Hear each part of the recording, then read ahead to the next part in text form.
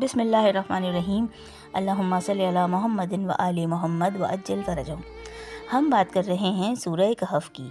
سورہ کہف پارہ نمبر 15 اور 16 میں ہے۔ رکوع اس میں 12، کل آیات 110، کلمات اس میں 1577، حروف اس میں 6360 ہیں۔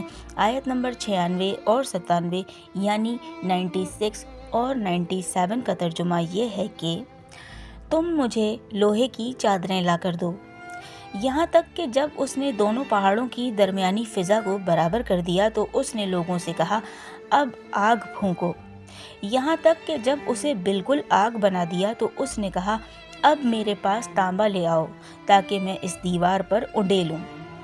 اس کے بعد وہ نہ اس پر چڑھ سکیں گے اور نہ ہی اس میں نقب لگا سکیں گے۔ بین الصدفین یعنی دونوں پہاڑوں کے سروں کے درمیانی حصے کو لوہے کے ٹکڑوں سے پر کر کے پہاڑوں کے برابر کر دیا۔ پھر اس دیوار پر پگھلا ہوا لوہا یا سیسا ڈالنے سے وہ درہ ایسے بند ہو گیا کہ یاجوج و ماجوج اسے توڑ کر دوسری آبادیوں کی طرف نہیں آ سکے۔ سامعین محترم، یہ دیوار یعنی سد سکندری اس طرح بنائی گئی کہ اول لوہے کے بڑے بڑے تختے بنا کر ایک تختہ دوسرے تختے پر رکھا، اس طرح دونوں پہاڑوں کو ملا دیا گیا، پھر تانبا پگھلا کر اس پر لوہے کے اوپر ڈالا گیا، یہ سب مل کر ایک پہاڑ سا بن گیا۔ سیاحوں نے لوہے کی ایک دیوار دربند کے مقام پر دیکھی، اس کا نام بھی سد سکندری لکھا ہے اور اس کا پھاٹک باب الحدید یعنی لوہے کا دروازہ کہلاتا ہے۔ یہ دربند کا مقام وسط ایشیا کے مشرقی حصے میں ضلع حصار میں واقع ہے، جو بخارا سے 150 میل جنوب مشرق میں واقع ہے، اور اس کا ذکر مارکو پولو سیاح نے اپنے سفر نامے میں بھی کیا ہے۔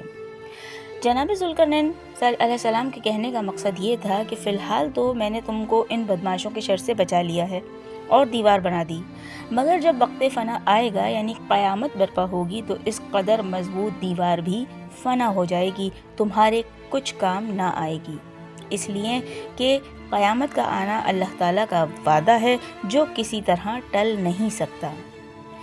سور 3 دفعہ پھونکا جائے گا۔ پہلی دفعہ جب سور پھونکا جائے گا تو تمام مخلوق میں سنسنی پھیل جائے گی اور لوگ سخت حیران ہو جائیں گے۔ دوسری مرتبہ سب کے سب مر جائیں گے اور تیسری مرتبہ جب سور پھونکا جائے گا تو سب لوگ زندہ ہو کر اللہ تعالیٰ کے سامنے پیش ہو جائیں گے۔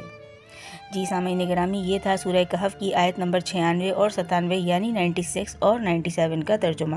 ویڈیو آپ کو پسند آئے تو اس کو لائک کیجیے گا، شیئر کیجیے گا، کمنٹ کر کے اپنی رائے سے آگاہ ضرور کیجیے گا اور چینل کو سبسکرائب لازمی کیجیے گا۔